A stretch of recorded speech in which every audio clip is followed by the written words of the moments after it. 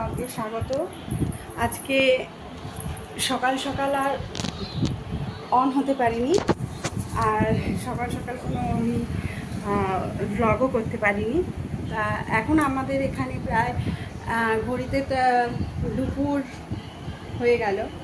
দুপুরবেলা একটু টাইম পেলাম তোমাদের কাছে আসার। কালকে তো দিনটা কেমন কাটলো, সারাদিনের ব্লগ তোমরা নিশ্চয়ই দেখেছো। কালকে রাত্রিরে তো দেখেই নিয়েছিলে কী কী খাওয়া দাওয়া হয়েছিল।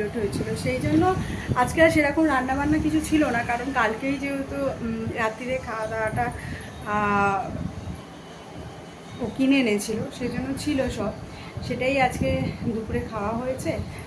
তা ওই যে বলে না, রান্নাবান্না না থাকলে মনে হয় যেন কোনো কাজ নেই, কি ওই জন্য দেরি করে উঠে তাতেই সারতে সারতে বেলা হয়ে গেল।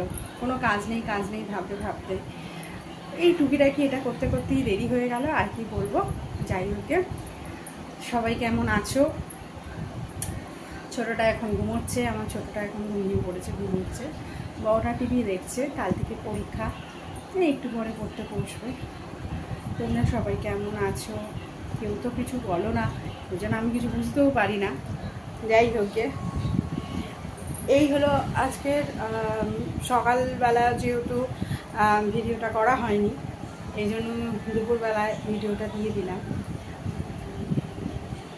আর বাকি সন্ধেবেলাটা ওই ছেলেকে একটুখানি পড়াশোনার জন্য রেডি করাতে হবে, যেহেতু কালকে দুটো সাবজেক্টের এক্সাম আছে, কাল থেকে ওদের এক্সামটা শুরু হচ্ছে। এইভাবে আজকে সারাদিনটা যাবে। যাই হোক, যদি কোনো নতুন কিছু হয় রান্না বান্না, তাহলে অবশ্যই তোমাদের সামনে আবার সেটা নিয়ে আসবো।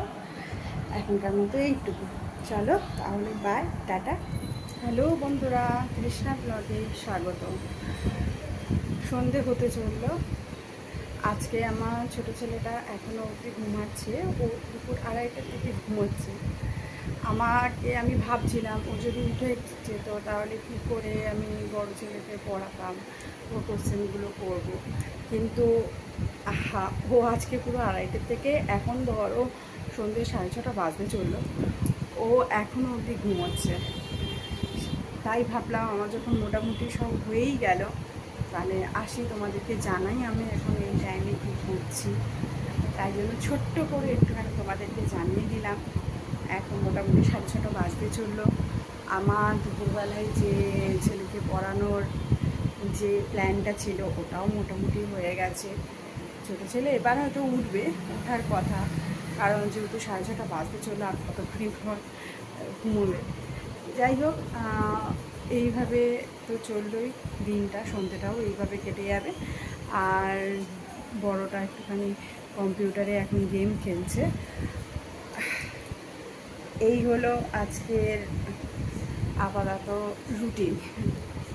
যতটুকু যা হয় তো তোমাদেরকে সেটা জানাবার আমি চেষ্টা করি।